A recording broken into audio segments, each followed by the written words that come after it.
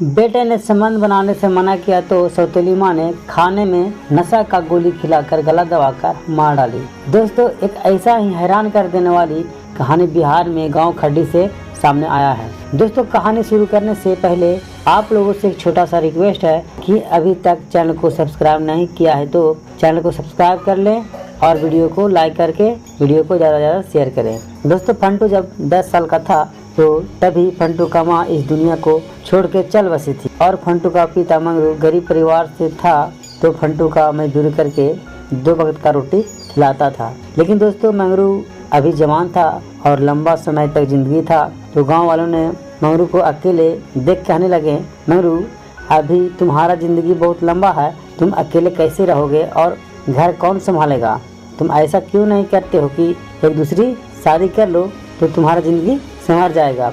मंगरू ने गांव वालों को बात मान के दूसरी शादी कर लिया और शादी के बाद 2-4 साल सब ठीक ठाक चल रहा था और गांव वालों भी सब अच्छा कह रहे थे और फंटू को भी सौतेली माँ अच्छा से देख रेख कर रही थी और मंगरू के पत्नी को एक दूसरा बच्चा भी जन्म लिया। तो मंगरू अपना परिवारों को गुजर बसर करने के लिए प्रदेश में काम करने चला गया और फंटू भी 15-16 साल का जवान लड़का हो गया था। लेकिन दोस्तों, कहते हैं कि अपना माँ अपना ही होती है, चाहे जैसी भी हो। लेकिन जब से घर में दूसरा बच्चा पैदा लिया तो तब से फंटू के साथ सौतेली माँ उल्टा सीधा हरकत करने लगी और सारा दिन काम करवाने लगी और समय से खाना भी नहीं देने लगी और दोस्तों गलत नज़र से देखने लगी।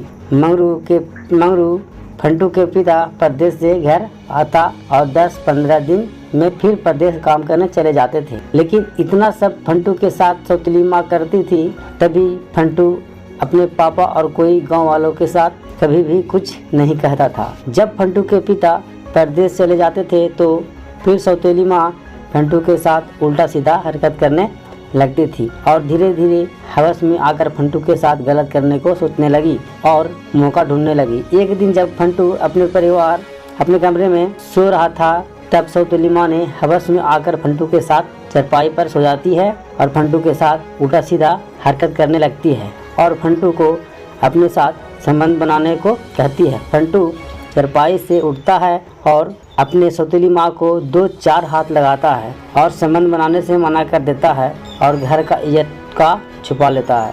लेकिन दोस्तों, सौतेली माँ सौतेली ही होती है। जब संबंध बनाने से मना करता है तो उसी समय सोच लेती है कि ना रहेगा बांस ना बजेगी बांसुरी। जब हफ्ता 2 हफ्ता गुजर जाता है और फंटू ये सब सारा बात मन से निकाल देता है, तब सौतेली माँ ने फंटू को खाने में नशा का गोली खिला के और गला दबाकर मार डालती है और छत से नीचे फेंक देती है कि लोगों को लगे कि छत से गिर के मर गया है। जब सुबह होती है तो गांव वालों को पता चलता है कि फंटू छत से गिर गया और सर में चोट लगने से मौत हो गया। गांव वालों ने फंटू के पिता के पास फोन लगा के घर का घटना बताया तो मंगरू बेटा के वियोग में विलाप करते हुए घर आया और दुख के साथ अपने बेटे को अंतिम संस्कार किया। तो दोस्तों, हमें आप लोगों से दुख के साथ कहना पड़ रहा है कि आजकल समाज में अपराध तेजी से बढ़ रहा है, इसलिए आप लोगों से अनुरोध है कि आपराधिक मानसिकता को समझें और सावधान रहें, सतर्क रहें और सुरक्षित रहें और अपने परिवार को ख्याल रखें। धन्यवाद।